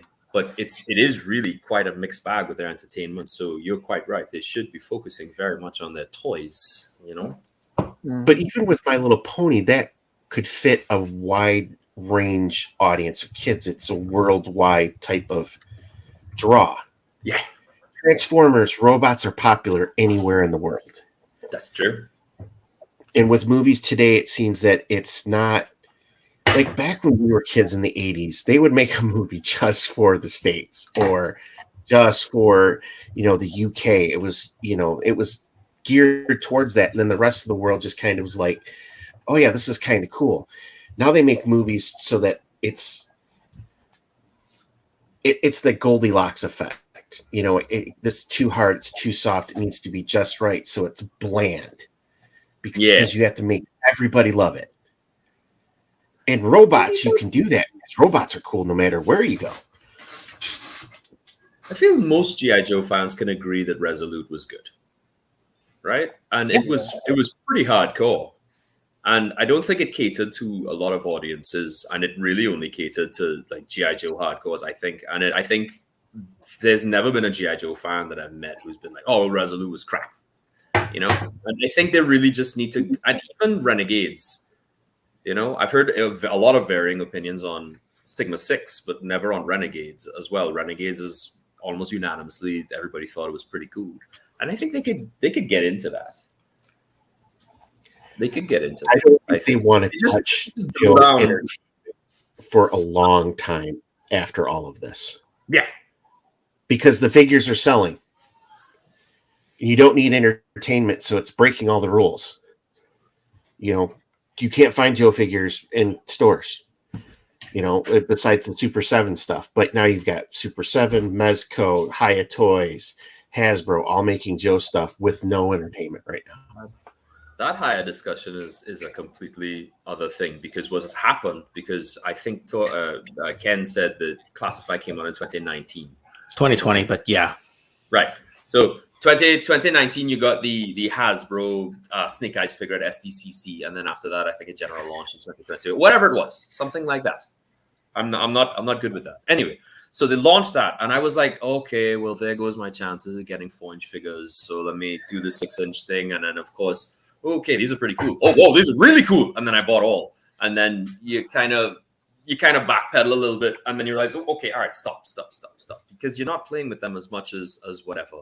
So now you're only picking the ones you like, and you're kind of entering the state of Zen with toy collecting and Classified. And I was like that for exactly 1 month, and then articulated Chad and Gazz.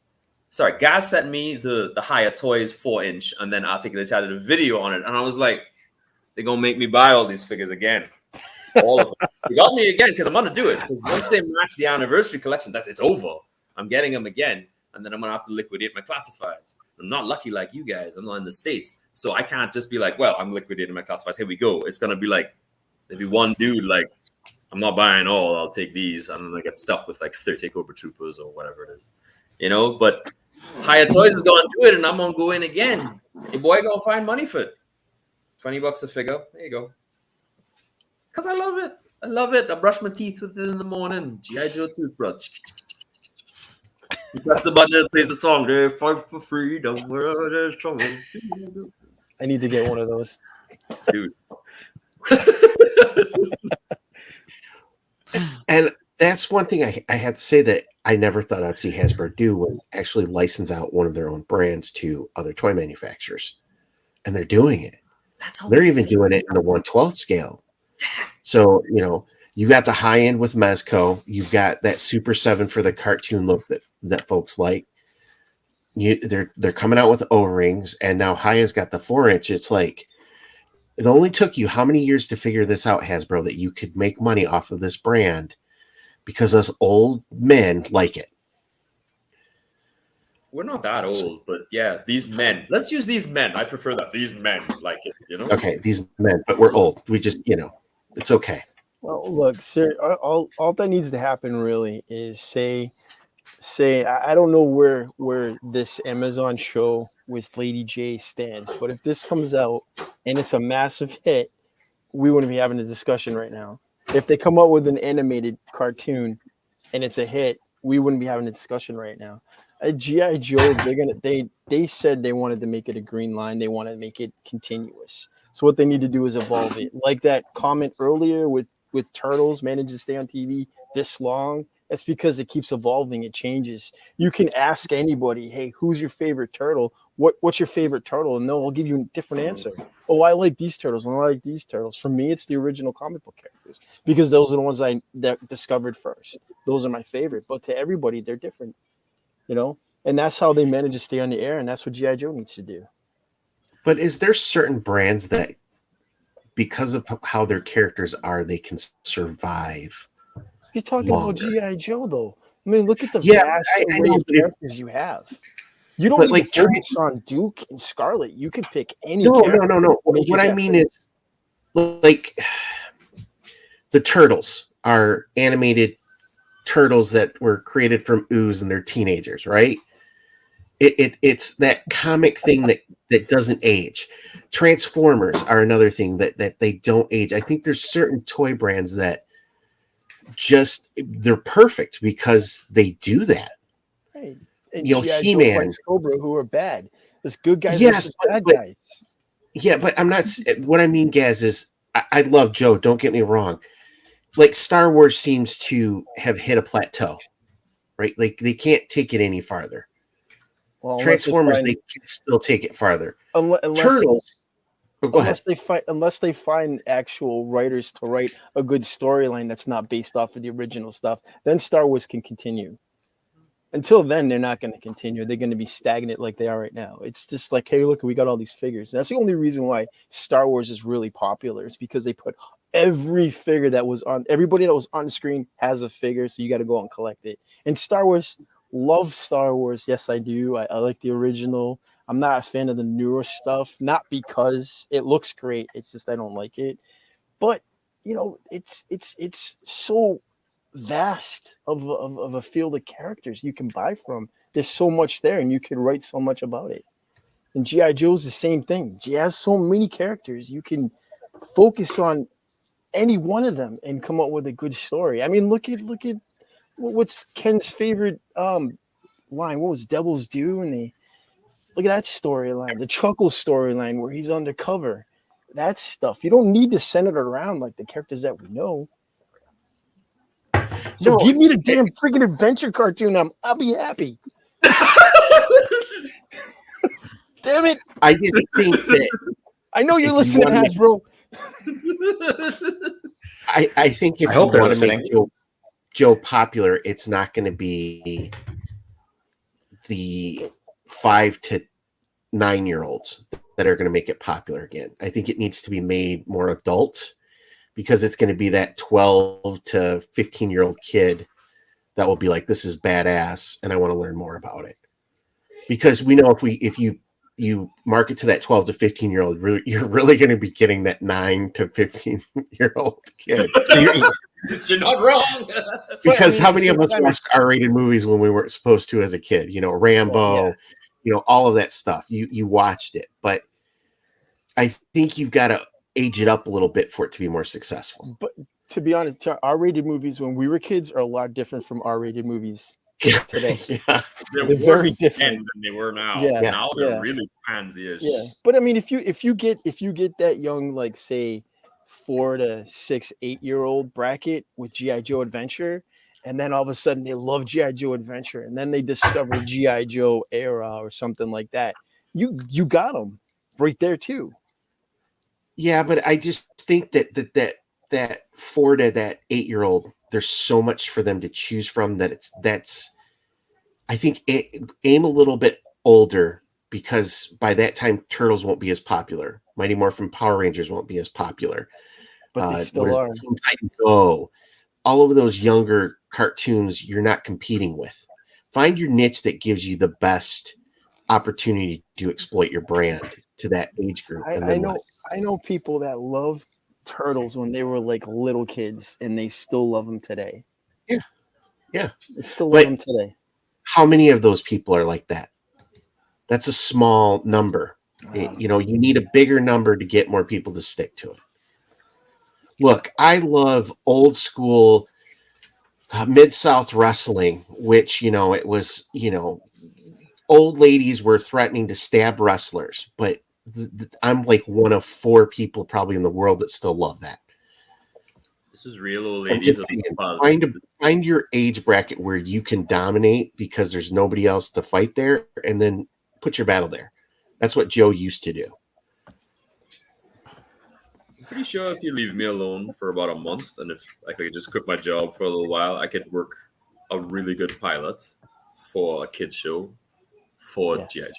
So you left me alone and just let me do a 5-page comic book, and I bet you I could do it. Say, damn it, Gazz's Adventure Team concept and redesign 3 characters. 3 characters: Scarlet, Duke, and Roadblock. Not Roadblock. Yeah, Snake Eyes. Tunnel Rat. How about I like right? 3 new characters. Or you could do all new characters. Could do completely new characters. Grab people that nobody knows. And the funny thing is you could do. I don't know if y'all watch Octonauts, but yeah, I do. Yeah, well, my son does. You have a choice, right? We got the kids. You have to watch it, but you send different elements to do different things, right? So say you're going in the jungle, you have your kiddie version of Recondo and Pathfinder, and you're going into space, so you have your kiddie version of damn it, I forgot the Payload and those kinds of guys, and you get the different teams to do different things, and Joe is so versatile. Jim Largo, that's already happened for me. Yeah. They can do it, and all the vehicles and stuff could be so many different things, and we have the technology, we can rebuild it. It's just a question of they just have faith. Yeah, I would love for that to see a like 24 style G.I. Joe. Jack Bauer, sure. Kiefer. Yeah, so the adults for sure. I would eat that up. I think again that goes back to my point is, you've got to find that time frame that you can catch the folks. And I think that would be perfect. Look at how many people buy Funko Pops because of, I think that's nostalgia and stuff like that too. They hit that niche. Like you can't find a certain figure or something like that reminds you of something. And you find it and there it is. Now you have something physical to hold on to. Yep. It's too bad you can't really play with them. I mean, this is because people don't look at bobbleheads and feel a kind of way because they are bobbleheads, right? No, but when not you all of them. Go in and you see the action figure shelf, there's a kind of a There's a like, oh, you're one of those. What do you mean one of those? What? Young at heart, disposable income. What do you mean one of those? But you see a bobblehead, like a bobblehead of Yoda, and that's the end of the talk. There's less judgment with Funko Pops. Funko Pops are toy characters who lack commitment. But it's a gateway to collecting. It is. Oh yeah, totally. And I think you see more late teens, early 20s, even into the 30s. You're seeing more of those collectors starting to come around to collecting stuff because of Marvel Legends, because of the MCU, because of Turtles, because of all of these brands. So I think it's, it will survive if you can keep bringing new people into the brand, and hopefully they can. And my kid, when I'm old and in a retirement home, as Ken will say, can sell off my collection and make a lot of money. Oh no, I'm still gonna be playing with them. And so kids were like, "You guys take my stuff. Get out of here. Get out of here! You I'm being ready with this them." stuff is mine. I looked at Ken put a picture up. You had visited a friend with a massive collection of Transformers, Right? And I looked at that and I was like, that's impressive, and that's the kind, like, even if I look at Ryan's room, right? I mean, granted, it is a lot of customization and a lot of trees and plants and whatnot, but there are a lot of figures in there as well. All right, well, look, man. If you need to talk, I'm here, I mean, anyway. I have a problem. We all do, but it's only defined as a problem by society, and who cares? We make our own, yeah. Anyway, Right? there it is, right? So that kind of desire to collect does not come from a place of obsession. It's not for me. It comes more from a place of love and passion, and when you always that. Doesn't necessarily need to be kindled when you're super duper young, because that's really indoctrination. We want them to genuinely love the thing. Like Ramen Toys just put out that mask, Thunderhawk. Oh, And yeah. I texted Dag. Who the hell is Dag? I texted Gazz immediately. He was like, "Yo, what's up, man?" And he was like, "Well, XYZ." I was like, "I'm getting it, man." I want the care. shark. The shark. That's the one Yeah. I want. I want both. They're gonna put Rhino. I'm gonna get that too. You know why? Because it hit me in that way, and I remember. And even if you go back and you watch Mask and stuff like that, Mask was really an adventure team. Very seldomly did they blow each other to pieces. G.I. Joe had much more explosions and stuff. Look at this. This stuff is not from the heart of a lunatic, but from a man who loves something. And we love this thing. We want to see this thing succeed. I want to see my children love this thing. I would love to go. Terrified of Night Viper, by the way. Anyway, I would love to go sit under that guy's learning tree and just like, okay, tell me about Transformers. Tell me about the real Transformers. Story. Where do you think I get my information? That collection you saw right there, I said I was working on a 1987 Headmasters video. He proofread the script. He added a bunch of stuff that me and Phil have to read out. Because he has a large part of that collection is all, I mean, those are Japanese. Is it pronounced Takara instead of Takara, correct? Takara? Phil says it right.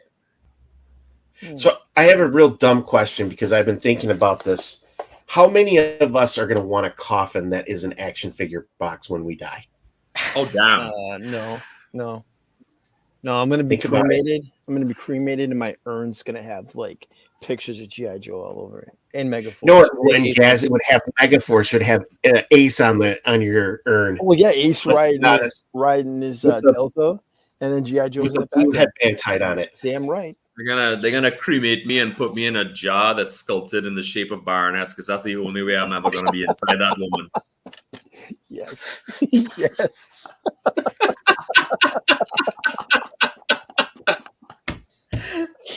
Oh man! Did I make a mistake with this members open night? I mean, you can throw me out. And with that one, fling. Is she giving me the mean eyes?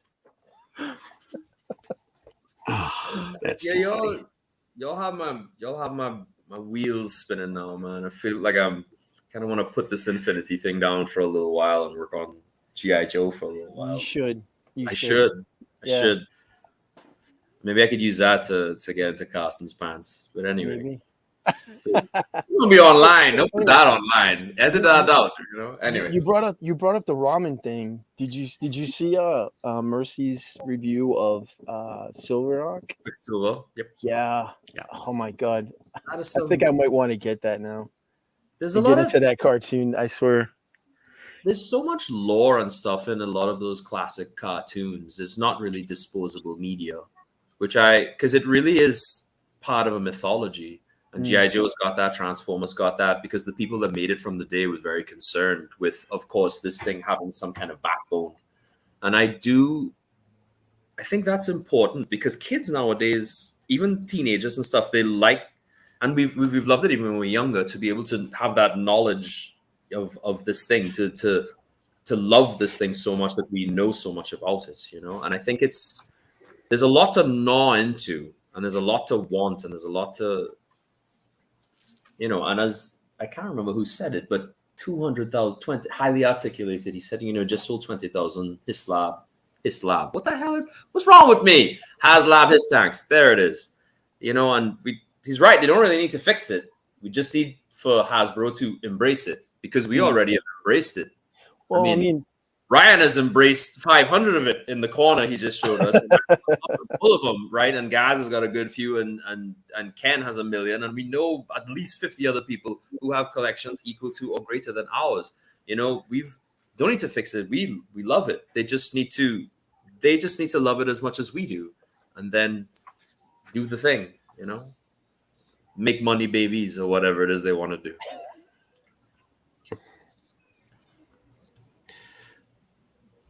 But I will say, the Rancor didn't make it, and the His Tank did, and so did the Sky Striker. Joe, 2 for 2. That's 2 for 2. Star Wars, 2 for 4. We counting Riva's lightsaber in that one?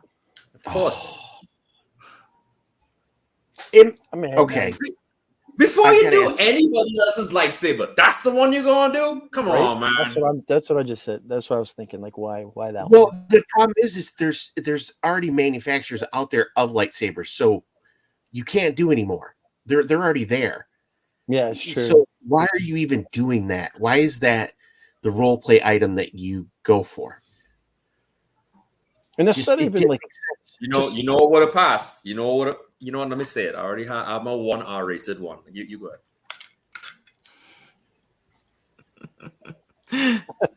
All right, fine. I'm gonna say it. But they would have backed the hell out of a slave layer bikini. Watch that get backed. Yeah. Bam, you don't have to do it. That's a point. Yeah. They would. Hans, to steal your quote from earlier, the slave Leia bikini would be the only way for most of those nerds to ever get into that. Ouch. Take that. Damn, Ryan. We need to do open mic with Ken off camera so he can't take responsibility for any other comments going through. He took himself out. Welcome everyone to Hans Connection.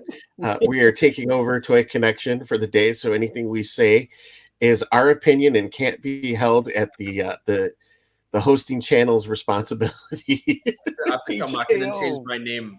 Hi, I'm Ken at Toy Connections. I'm Chinese. We look alike, so they just be like. Anyone want to juggle? Rolf want to go for a walk? Shit. Oh man. But correct me if I'm wrong. The Reaver lightsaber. That's just the what were they called? What was that? The Inquisitors. Inquisitor lightsaber, right? It's the generic Inquisitor lightsaber. Yeah. So maybe it was still better if it was just the Inquisitor lightsaber.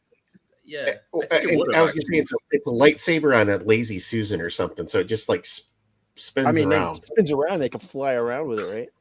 They can fly with it. Oh, it cracks me up. They come out with the Ghostbusters Proton Pack, right? Mm-hmm. And that thing just like was bonkers and sold out. And it really was just like a Proton Pack, and then all of a sudden you get a your stretch goal was like, oh, now you get the hose attachment, but you still have to spend $150 on, the wand itself. You And get the wand, right? Yeah. But there wasn't one of those type of things out on the market, so it made sense. But how many lightsabers are like a dime a dozen now? Hell, you can make it in it's the Star Wars exhibit. Yeah. There's one of those. Star Wars has become one of those very strange phenomena, in my opinion, because it's kind of barked itself into a position where it's almost a joke a little bit. It started off as something very, illustrious, and it built a mythology, and we all loved it, and it required the research and whatnot. And we got so few offerings aside from the books for so long that we were happy. And then we got the prequel trilogy, and we all laughed at that. But I think closet-wise, a lot of us enjoyed it. Hell, I know I enjoyed it. Yeah, I know. And then we got Clone Wars, and they were like 2 years in between each season, and we enjoyed that as well. And then we grew up with it. And then Disney purchased Star Wars for $1 billion, and now we're getting something Star Wars every year. Yeah. And they've given it over to people who they haven't read any of the lore, and some of these people haven't even grown up with it, so there's no real respect. And of course, what they've done is they're aging it, because Star Wars lacked a time frame. It was immortal. This could have happened anytime and anywhere. The language wasn't, the accents and the language did not give it a date, and therefore it can fit at any time and any place. But now the language, I think I heard someone cuss in one of them the other day. I think Poe dropped the S word in the last movie, and as soon as you say that, you've given it age and you've put it in this time. And as soon as you start to include all these things that are relevant to this epoch and this era, you've removed it from the timelessness of the original Star Wars. And now they're breeding it and milking it like a monkey. And not a monkey. You don't milk monkeys. You're breeding it and milking it like a cow. But I think it's because they're trying to. It's like taking a dish that's spicy, and you're like, well, we need to make it less spicy so everybody likes it, and then it loses its taste, right? Yeah. And when Disney buys something for $1 billion, they've got to make that money back. But that means they need to get the most views possible, which means you can't create a story that might be a little bit more focused on one particular fan group than the other. So they just make it, milquetoast so that everybody will hate it or are okay with it. I don't remember if this is, and I'm not a business guy. You guys are probably better at business than I am, but apparently when you start a new business or begin a new business, you're supposed to have enough capital to run the business at a deficit for X amount of time. So they made how much is it? $20 billion, $2 billion, something like that. When they bought Star Wars, $2 billion or whatever it was. They should have really had this expectation they're going to run at a deficit for a while before, whatever. I guess people don't think like that anymore. I know Xbox did, and now Xbox is doing it. So with entertainment, it's about hitting. And you had all these studios seeing how well that the MCU was doing, and they're like, we can do that too, but they couldn't. So, it just the whatever the 3 movies that came. Hey, Rolf. It's okay, Ralph. Come on in. You left your computer on. You said I'm not supposed to talk to strangers. Who are these people? I see a guy that kind of looks like you. Guy that looks a bit like your friend Peter, and a guy with his thumb up. What's? Now you're back here already. How long a bathroom break do you need?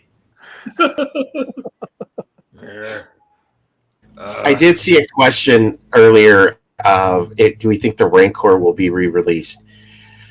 I think the Star Wars team for Hasbro needs to have a real heart-to-heart with themselves and figure out what the collectors really want. I think one of the big issues they ran into was they put the Rancor out there And then folks were like, we're going to get the Rancor Keeper, we're going to get the Slave Girl, we're going to get this. And then they didn't deliver on any of it. And people are like, I'm not buying it. And that's why it failed. Well, I think they went the completely wrong route. I think they should have done like Jabba Palace set with the Rancor. That would have gone. I don't know how expensive it would have been, but that would have gone. Well, I think you could have then had a second part of another Haslab. If you have the Rancor and then you have Jabba's Palace, it will give you that 2 for hit where you can have it the next year. If you look at the Rancor, it's just a big hunk of plastic. I mean, what else are you going to do with just a big giant figure? And how much was it? I forget what the rest was. $350 for a giant piece of plastic. What can you get for $350? I mean, you can go on eBay and get a Sideshow collectible for $350. Good, and a good one at that. Yeah, and you can get a GI Joe whale. You could get just about anything. A vintage Sky Striker. And you're gonna pay $350 for a giant Rancor. I'm not knocking Star Wars because but I'm just saying it. I don't think that was enough. It should have been like, here's Jabba's like palace set with his throne, and there's the drop door, and here's a Rancor that's gonna come with it. How much was the sail barge? 400. Yeah, I think so, right? I think 400 or 500. I can't remember. 400. That was a. I mean, granted, it was only in one scene in the movie, but it was a sexy kit, and you also had made it for a nice display and stuff like that. The Rancor is really just almost afterthought. But if they wanted to make the Rancor relevant, I really think some of these stretch goals should have been, or maybe not even the stretch goal, but included with it, should have linked into Boba Fett's, the Book of Boba Fett. It should have had the little saddle for him to ride on top, but let it work with things that are out right now, because I don't think the Rancor has that. Like, I know more people who like Wicket than I know people who like the Rancor. So I think that was ill-advised for them a little bit. And I think Goji-chan had put it best, just some of these decisions may not all be Hasbro's, and I think Disney does have a big part of it. And I know with them just re-signing the licensing agreement with Disney for Indiana Jones and Star Wars, I wonder if the licensing fees have gone up for Star Wars as well. There's a lot of money that they're spending. Mm-hmm. But I think, as you so rightly said, everything tastes like plain vanilla biscuits. So they really need to start to flavor those things to aim towards the fandoms, because we're the ones who tend to pump this stuff. I mean, in addition to, like, I was speaking to my wife about this. She's like, well, how come it's not doing well? And I was like, I had to be like, okay, well, so you go to the movies and you spend $8 to buy a ticket. Say you go and you buy 3 movie tickets because you see it 3 times. But if it's really good, after that, you're going to want to buy the figures, and you want to go buy the media, and you want to buy all these things. And that's really like us, right? We do that. But you, my wife, you will go to the movie, and all you're going to do is spend $8 on the movie ticket, and you're going to be like, well, that was nice. And that's it. That's the end of you, So it is, and I can't remember. I think it was Ryan who said it. The investor it's kids, or it's us. You said who pumps the money in? It's us. It's us. Yeah, absolutely. I agree. We spend a lot into this thing, and I was speaking to, maybe it was highly articulated in the chat, and he's like, you vote with your wallet, and we are voting, but we're also not getting the person we voted for. So it's a strange thing with Star Wars, at least with Star Wars. With G.I. Joe, I'm pretty happy. My main concern weighs in at, hello, my darling. I'm coming. Anyway, my main concern really comes in, well, they're giving us the vintage in 6-inch, and some people like that. I would like a little bit more invention. I don't know. Mm-hmm. Well, and with Star Wars, the really popular items have been like the Bad Batch and was it? Oh shoot! Have a little emergency. Gotta go. Mandalorian. Oh, okay. There was the other movie they put out with where they were blown up by the Death Star. I can't think of the name of that. Rogue One, yeah. No, not Rogue One. Rogue One? Okay. Rogue One, yeah. That's the movie. Those seem to be like well received by the fan base. Yeah. And I think Ken, you even said it, or even Hans or Gazz. It's you can't keep going back to the well of the same characters over and over again, and that just made me think G.I. Joe needs to do the same thing. Yeah. I love Snake Eyes. I love Duke. I love Roadblock. I love Scarlet. But damn, we've had them enough. Give me Chuckles. Give me some of the other Joes if you want to, put out new shows. Lady J, that's fine. Can it be CoverGirl instead? Can it be Agent Helix? Can it be Jinx? Somebody besides those main people. You can even boldly just create some new characters for the line and throw them in there and mix them in with the classic and make them the center, and then classic, kind of like the movie, the 86 movie with Falcon. They were the new group coming in, right? So you base it around the new group, and you have like the classic runs in there, and you just go from there. You don't have to worry about the lore because the lore's already there. You're just adding more to it. Yep. It's that easy.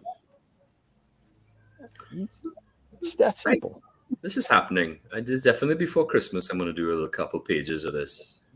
Yeah. And I'm going to give it to Ken to put up on his site and you got me thinking about. We'll do a read for the voices, and I'll animate it in Premiere. Like just moving storyboards. I feel like that's gonna happen. I feel like that's a thing. And we're doing Gazz. We should talk about that. I would do it because I'd love to see it because the thing is I want you to show it to your son and hear what he thinks. Because if he looks at it and he's like, oh, well, that's lame, then it's lame.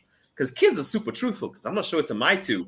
But you see, once again, my kids are terrified of me because I look like this. So they're gonna see, they're gonna be like, "It's great, please, just can we eat tonight?" Something like that. So, but Ryan, you have a kid too, right? At it's 15. You gotta be 16. So you have the age group. We have 4. Ken, yours is 10, 11. No, 7.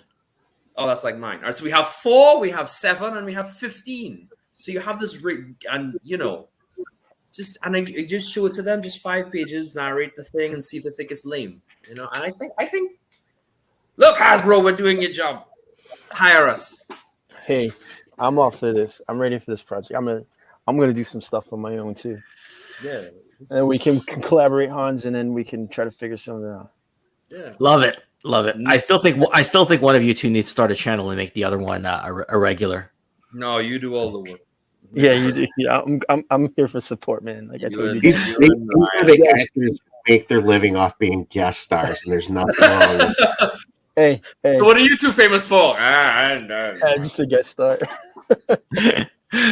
Can we get like the Love Boat beginning where we have like a circle and just say, hey, it's Gazz. Hey, it's Hans. A special guest, Gazz. Why are you here? I have nice hair, apparently. So.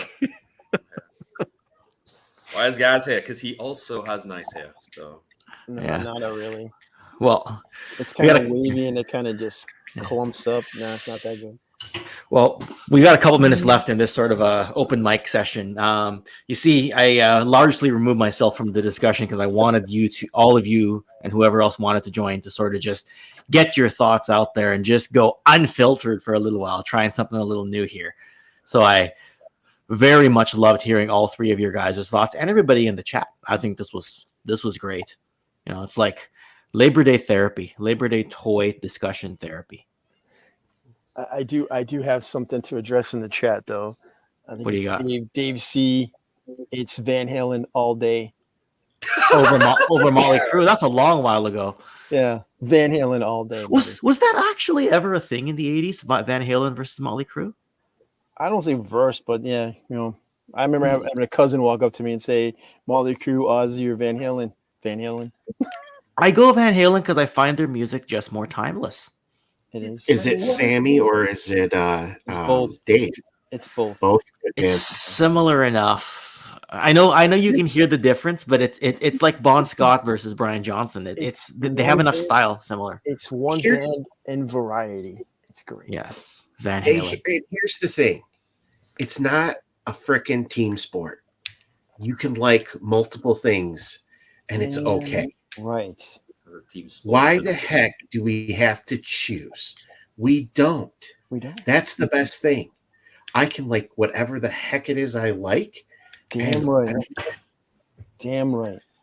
I like the gold on the GI Joes.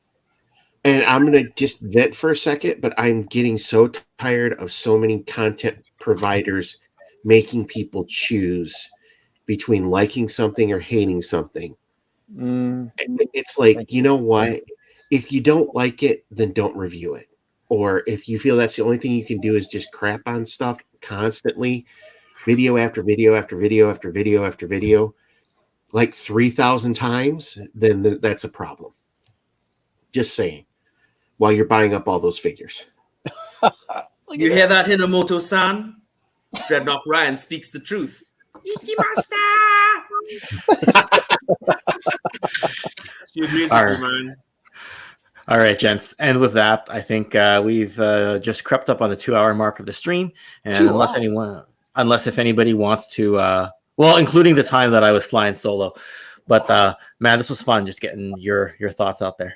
I appreciated this. So unless anyone has any closing remarks or wants to try juggling, Ralph is back in his drawer.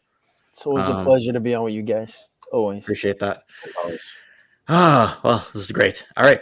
We will cut it right here and we'll see you when we see you. I'll be on again Saturday with a few folks to talk Star Wars, and you'll see these fine gentlemen hopefully sooner than later. So when in doubt, whip it out.